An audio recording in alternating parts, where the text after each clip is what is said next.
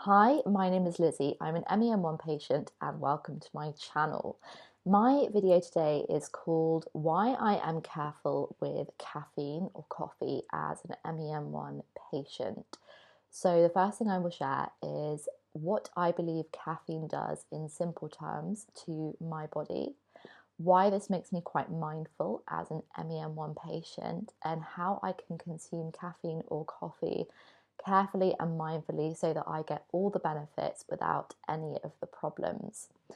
So, in really simple terms, caffeine works by mimicking cortisol, and cortisol is the stress hormone that's produced by the adrenal glands. And the adrenal glands are part of the body's endocrine system, its hormone system, which we know is affected in MEN1.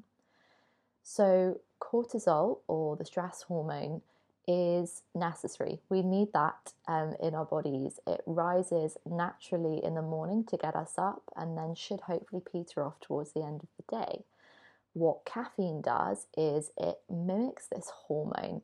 So it, in some ways, you could say, makes us feel more stressed, i.e., we have more energy.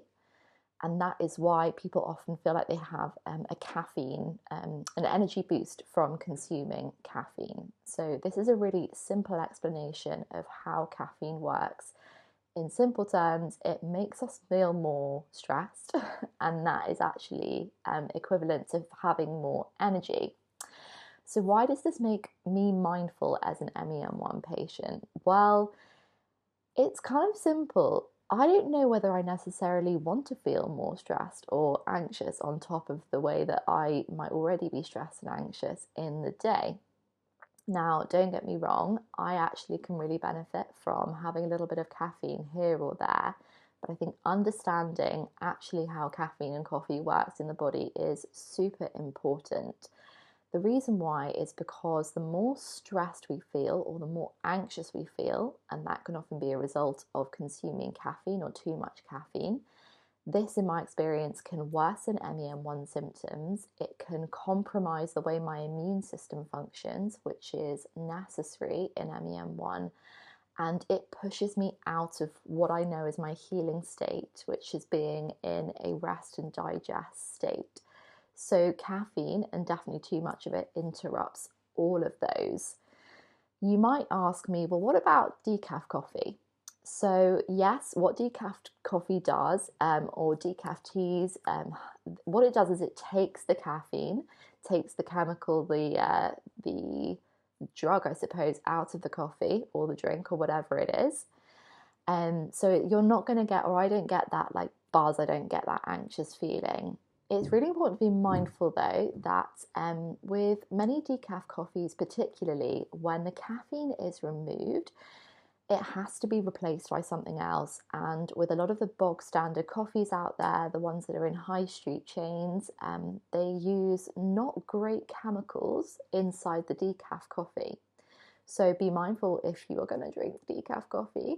That is one risk, that it might well have chemicals inside it, and mold is another problem that can kind of be come across. So this is why I'm super mindful consuming caffeine as an MEN1 patient.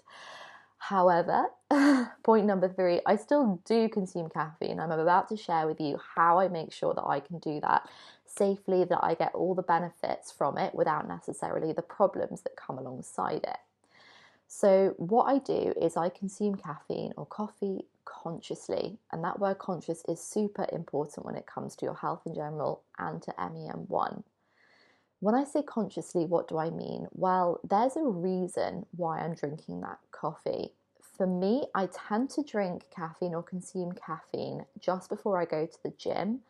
I find that it helps give me a little energy boost, I perform a bit better, and it makes me sometimes quite focused. And I like the way that that feels also then going into the rest of my day. I don't drink caffeine out of habit. I don't drink coffee out of habit. I'm not on autopilot. It's not an automatic part of my day.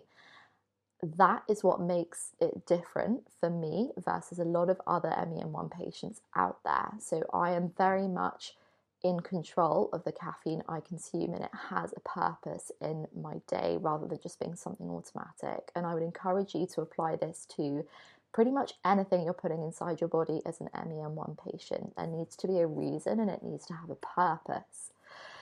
I'll mention decaf coffee quickly. So I just explained that many of the kind of bog standard coffee shop decaf coffees that are out there and the ones that you find on the supermarket shelves, definitely, particularly down the kind of cheaper, lower quality end, are going to probably be filled with chemicals.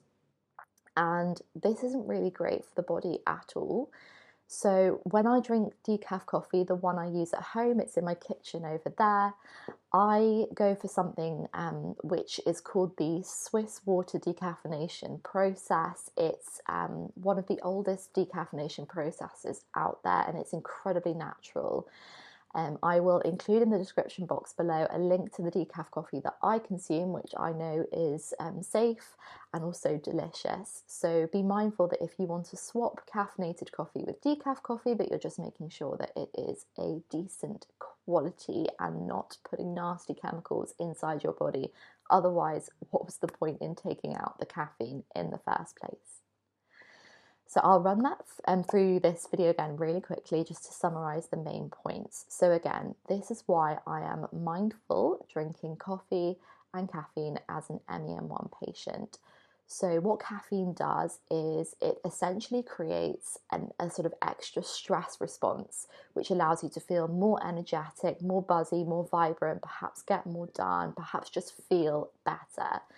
But ultimately, it is increasing your stress levels. It might be increasing your anxiety as a result of that. And being in that state for a prolonged period of time or in excessive amounts is not ideal in MEN1. It really can interrupt the endocrine system. So the reason I am mindful of this, particularly as an MEN1 patient, as I've just said, it can create stress, it can create extra anxiety. Decaf coffee can be a solution to this, being mindful that there are lots of chemicals inside decaf coffee, particularly if it's not a good one. So finally, how I can consume coffee and caffeine and still be okay, get all the benefits but none of the problems. Well, I'm just super mindful and conscious about it. I am consuming that caffeine for a reason. I don't have multiple coffees in a day. I'm very, very careful about when I drink it and where I drink it, and it always has a purpose, it always has a reason. And if I need that energy, it's for a certain task to complete, for example, like going to the gym. Decaf coffee, look for the Swiss water decaffeination process, and I'll put details below in the description box. I hope you found this video helpful. Don't forget to like, comment, subscribe, and share with another MEN1 patient, maybe a friend or a family member who you think could do with information and discussion like this in MEN1. It's not really being had elsewhere, so make sure that they don't miss out. And you don't want to miss out too. So down in the description box, I've included the link to my community email updates. That is where I have the most honest, frank, authentic MEN1 patient conversation with my close community. That's where I include everything in more detail and in more depth than you're getting here in this YouTube video. You really don't want to miss out. So scroll down now, pop your email in, and I'll be in touch super duper soon. Enjoy and see you next week.